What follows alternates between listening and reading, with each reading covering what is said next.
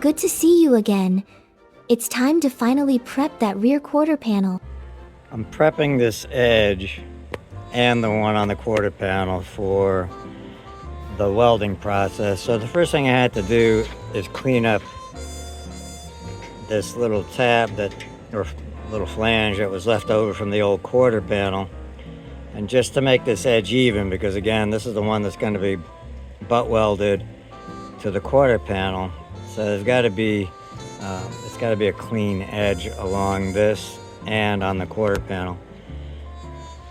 Now, I kind of screwed the pooch here a little bit, or got screwed by the pooch, because if you remember that horrific Bondo job that was the quarter panel at one time, I'm literally from here forward was just Bondo. It was literally just Bondo and some mesh underneath it. And back then when I was pulling things apart, I didn't have the foresight to recognize that I should leave as much of this flange as I could. Now, having said that, you see that rivet right there, and that is a rivet. It's not a weld, okay? And that's a rivet. So don't yell at me, because I actually said it correctly. But this was the height at which the Bondo was. So yeah, I could have like gone in and out maybe a little bit and got an extra 1/4 inch, but the previous devastation did limit me to this gap that I have here. Now the Bondo kind of stopped here, and thank goodness I left myself a little more on here. Now some people will probably ask, and you know, because I kind of diagnosed how I'm going to attach this quarter panel when I go in, and it's a myriad of different types of welds. There'll be puddle welds back here. Here I was going to use the Eastwood edge preparer. I'm going to panel bond it around the fender well, puddle welds here and there. The moral of the story is, it would have been nice if I could have panel bonded the whole thing, but panel bonding kind of requires, they want to have an inch of overlap on an edge, where here, even not cleaned up, you can see the scribe line to make that parallel edge to the T-molding. I didn't really have enough here to panel bond. I certainly didn't have enough here to panel bond. So that's why that's not an option for me along this top edge. But it is in other spots, and I will be doing that.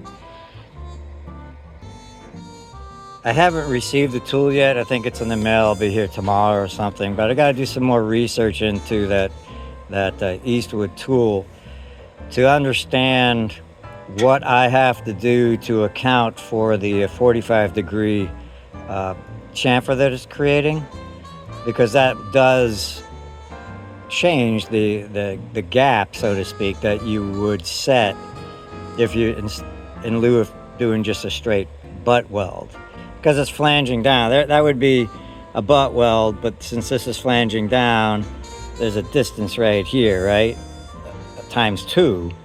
That you got to account for when you're cutting your panels.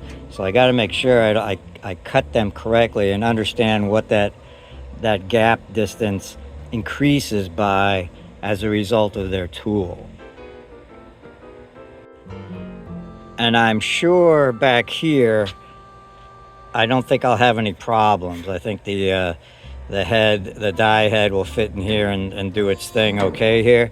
But this might not be enough material to even get that tool in here. So you might see a regular butt joint weld, bead weld along here till I get here. And then I'll use that tool to make a stronger bond back here. And then this would just be a standard, ground down butt joint. We'll see. So quarter panel's off for hopefully the last time. I've got the B-pillar clecoed in. So what we've got to do, I've got a spot welder, one of those $150 ones from Harbor Freight. It does an okay job. Just make sure you get the 240 volt one. I got the 110 and it was useless. I had no issues returning it, but even the 240 is just, I don't know, it's kind of hit and miss. Even if you prep everything perfectly. I think if you're at 16 gauge, you're hosed. 18 gauge, it's okay, but 20 gauge and above is what it's kind of wanted to be used for. At least that's my findings. Maybe I've got a bad circuit or something, I don't know. But anyways, so it's got about a 6-inch throat. So it puts me about here is the last time I could use it to spot weld along here. Then I have to use puddle welds from there all the way to maybe here, and then I can spot weld this corner. So in this region, I've got the puddle weld through this direction, this direction, because the flange goes in and up from here. And then puddle welding here is drilling on this surface here. So let's get to that, drilling some holes. So as we nudge ever closer to getting this quarter panel in, I have ground this edge to basically a constant number. Same with this a little bit longer flange we discussed. I have scribed that same edge onto the quarter panel. So I will need to be trimming that along that scribed edge you see there. I'm prepping right now to put in the B-pillar. So I've drilled some holes for puddle welds here. And then there's a couple on the back of this area that mounts on a flange this direction. So that's where I am. I'm gonna get this B-pillar attached and see you on the flip side. Okay, gang, I'm going to make my cut. There's a lot of lines here, but I'm going after this one here. That's my edge. And this is a little bit terrifying because I don't want to cut too much off. So I'm gonna probably go, this side of my scribe mark. Because again, I'm using that crimping tool to put that bent down little flange on both of these parts, this and the mating part. And if I cut it too little, there'll be too big a gap in there, and then I'm in a different world of hurt. I mean, I guess you can just fill it in with a weld, but I'm just trying to do it a little better than that. So anyways, this is not, well, it is kind of a science and an art form. But here we go. No time like the present.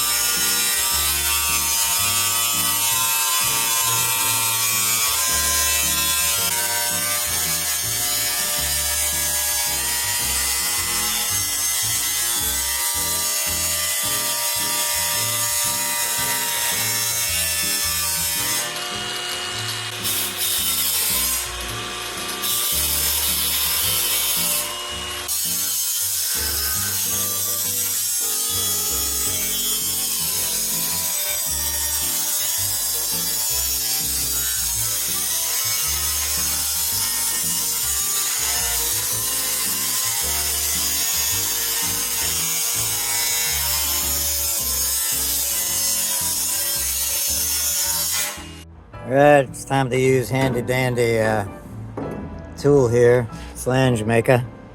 Just put it on and pull the trigger.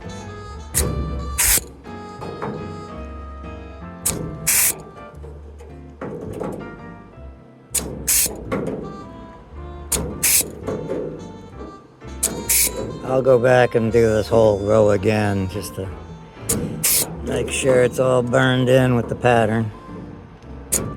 But it's working. And I got the tool right. I'm not upside down. It's bending the flange down. And I did the math on the gap that is formed by bending 2 flanges down. I believe the length is 0.62 per spec. And when you bend that down at 45 degrees, if 2 plates were exactly butt joint together, and then you put the flanges on both plates, it opens up about a 1/16 of an inch gap. So I didn't consider that worth worrying about.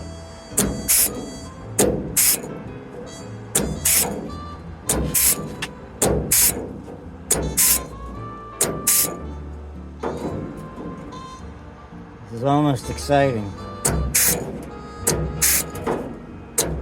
Getting that bloody quarter panel on is a big step. And, you know, before this project, I think I'd done a Bondo job on my 67 Firebird back when I was a teenager. And other than that, I haven't touched any body work. And yet here I am replacing completely the sills, the rocker panels. I'm twisting the body at the transmission hump, and I'm completely modifying and retrofitting a quarter panel. So that's just crazy. Just absolutely crazy to think about. But if you're watching the series, the episodes, you know, I'm doing it with you. So you're seeing my trials and tribulations. And there's no reason you can't do this, especially nowadays whether regardless of me or just anything you want to do, you can see it on YouTube. So just don't be afraid. Just have the balls to give it a whirl.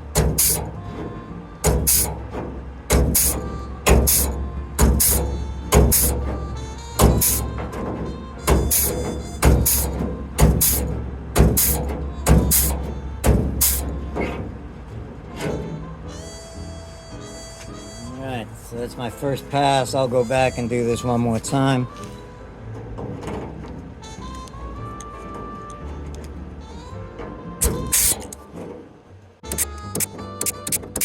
I'm glad that I don't need an inch for the flange. I was very concerned that I don't have myself according to the old workout, but it's awesome.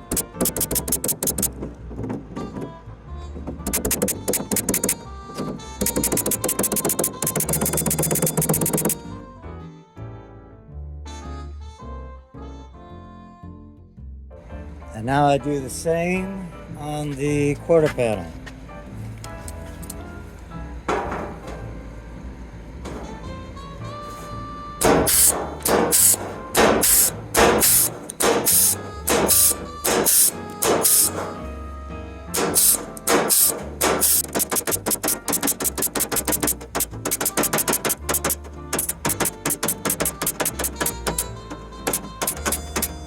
Alright, so that panel is prepped.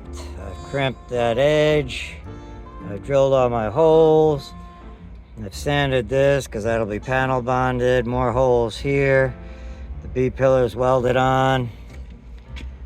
So I've got to finish doing all the stuff that I'm going to do on the body before I put that quarter panel on. So you saw me seam seal this stuff. And then there's this. Whoop. Alright, so this comes when you buy the rocker panel kit, which is the castle rail, 2 sills, and the stiffener web. And you actually get the jack. Do you get the jack? I think you get the jack mount and you get the reinforcing gusset that welds in there. It all comes as a kit. And you get this and you go, well, what the hell is that, right? Well, it makes sense when you start to put it together and lining up shapes and stuff, but it goes right here. Okay? Now the problem is, it's supposed to go inside, which I can do. I can get it in there. Well, kind of like that. And then you're supposed to weld it along here and then along here, and interestingly enough, to here. Well, that ain't gonna happen just due to the space that I've got to work on this thing. But just know about it. Know what it does. Just seals off the end so gunk can't get in here. At the same time, it seals off the end so if there is water in there, it ain't coming out. And you can deal with it. Now, at the factory, the rocker panel, including this, is built as a thing. And then it goes in, it gets clamped in between the front body section and the rear body section. And then this whole thing gets fit in and welded. And as a result of that, there's better opportunities to weld this in. Now, when you're retrofitting a rocker panel, you know, one piece at a time, working from the inner cell to the castle rail to da-da-da-da-da, getting this in at the right timing is interesting. So just know about it. I'm not saying it can't be done, but now you know what it is, and you know where it goes, and you need to plan for that as you're putting this stuff together. I have not screwed a pooch yet. I can still get this in, but I'm also wondering if maybe I'll just make my own that fits on the outside of this, or retrofit this so I can kind of put it here and puddle weld it here. I don't know. I'm not sure what I'm gonna do, but it needs to be done. Oh, the other thing is, which is why I didn't put this in a long time ago, is because I'm gonna use this access port to get in there with some serious some sort of rubber or polymer or something, and just coat the inside of this guy, and then seal it off. So that's my plans for this. So while this is open, I'm gonna treat inside of the rocker assembly as much as I can before I seal it up. Our next mission is to coat the inside of the outside of the sill assembly. I'm going to be spraying an elastic polymer throughout the entire interior of this. It's semi-thick, so it doesn't matter. It'll either pour through the outlets along this lower edge, and even if it doesn't, I can go in after the fact with a knife and clean out the holes, so to speak, so I'll get my drainage back. But I want that, I really want it to settle in on this literal seam right here. I know it's dark, but you know, the seam where the inner sill, the membrane, and the outer sill comes together. I want it to fill that completely, because that's where the water gets into that weld. It doesn't matter if it was from the factory or after the fact, it doesn't matter. Water gets in there and it just sits there for forever and rots out that seam, and that's the main culprit of the problems with sill rot. So I want that whole thing, whole inner tube, coated. Another step in preparation for the quarter panel install is this black that you're seeing here is just iron phosphate from putting OSPHO on it. So the rust has been stopped, converted, that's all good. But I do want to put 2K epoxy in here also. Now I called the company and they claim that you can spray it over iron phosphate. So I'm going to just kind of wire brush this area in here because there's still remnants of the sandblasting, you know, sand stuck. And so I'm going to wire brush it. I'm not going to, you know, take it down to shiny metal or anything like that. I want to kind of leave that black coating on because, again, that is converted rust. And then just get this area prepped. And I'll do the same thing on the other side because right after I get this quarter panel in, I got to do the other side. I've wire brushed it all, and I know you've missed out on that exciting operation as I brushed the excess sand and debris away from this area in particular.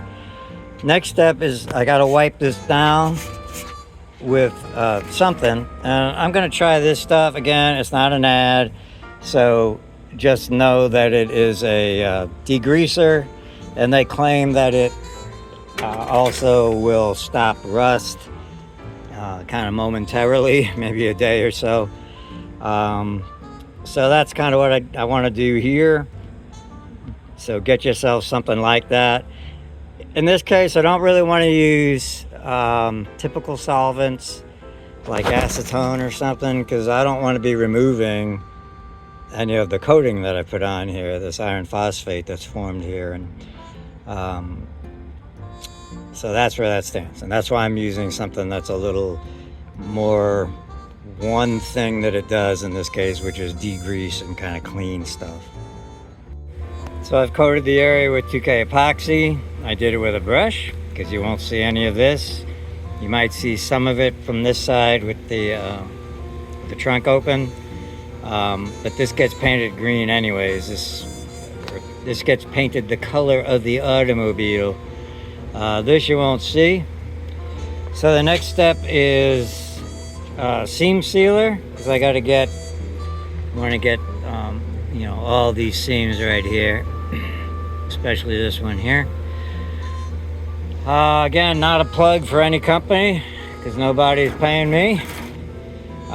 This is just one I found on Amazon. I don't know what it was, 20 bucks a tube or something. So get what you want, use what you want.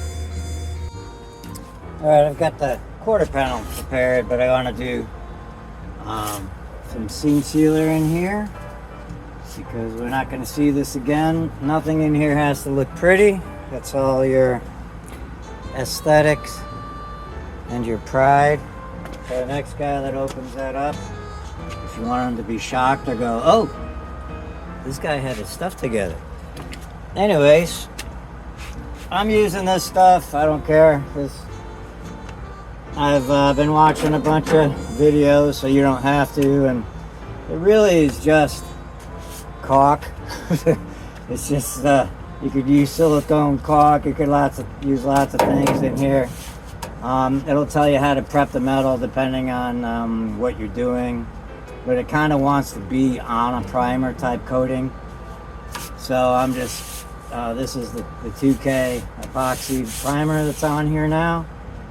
And you just apply it like bathroom caulk. Now, I was surprised that this stuff is white. And again, I don't really care. It's inside here. But just be aware that, just check the color before you order it. That's all it is. But it's just, you just put it in like regular caulk of anything. So I'm just going to start up here. So I'm just going to put in a bead.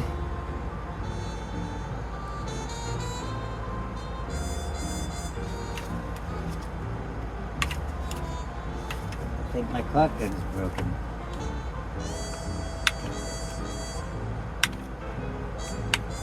My caulk gun is broken. So with that in mind, I'm applying a bead.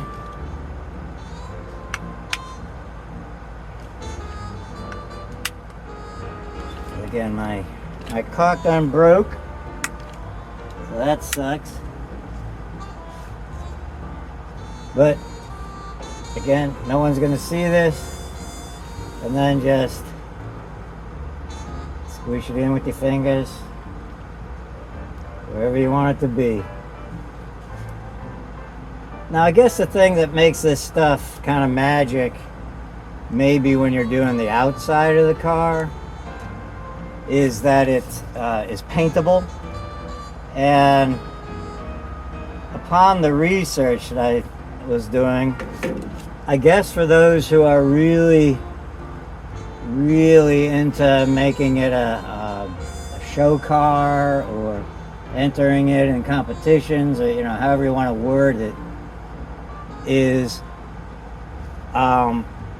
depending on the car and the country and the year and all that type of thing, they actually get down to caring about what the finish is in the caulk. And I guess some car companies, old US car companies back in the 60s or whatever, they actually kind of wiped it in with a brush, so you have brush strokes in it. And so the people who really care will be looking for different types of products like this that you can, will hold that type of fidelity. I don't know what the word is. Hold that that pattern in it when it dries, and then of course you can paint it. So that's what kind of sets us apart from. That's what kind of sets us apart from just regular silicone caulks, because typically you can't paint those.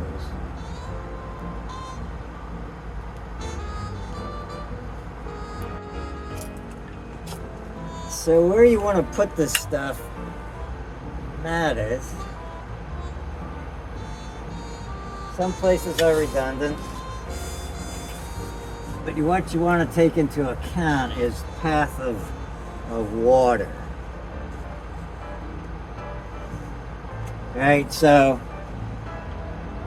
on a regular car, water is bad enough, but some of the key areas to be concerned with, certainly on a convertible, is if it rains, where's the water going to go? So certainly it's going to go all in here, right? All down in here. So you want to get all those seams. Water on any vehicle always goes in the windows, right? Wherever there's a window, certainly the side windows, it will find its way down and settle at the bottom of the doors. That's why they're notorious for rotting out on any vehicle. So you got water coming in here, coming down here, into here. So these are the things you want to think about when you're placing the sealant. But at the same time, you want to be concerned that you're not messing up the proposed path for trapped water, because even though they did a horrific job with it on the MGBs, the engineers did put holes in specific areas to account for drainage. They just never worked, and so that's why every MGB on the planet is half rotted when you find them these days. So you'll see them in the trunks. You'll see them like in the bottom of the where all the sills and the web come together, and the castle rail, where all that comes together. You'll see little vents and areas for water to drain through. So just be cognizant of that. And get this area really good. There's an actual hole right here. And aesthetically it would have been nicer if this was black, but oh well. If I wanted to, I can paint it. Because again, that's one of the differences with this stuff, is it's paintable. So that's good. I guess we can get it here, all the way down here.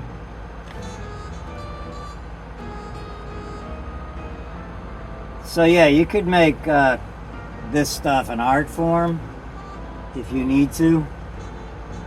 I am not needing that, so I am applying it like I'm putting caulk on a wall or something. Bye everyone. I can't wait to get that quarter panel installed.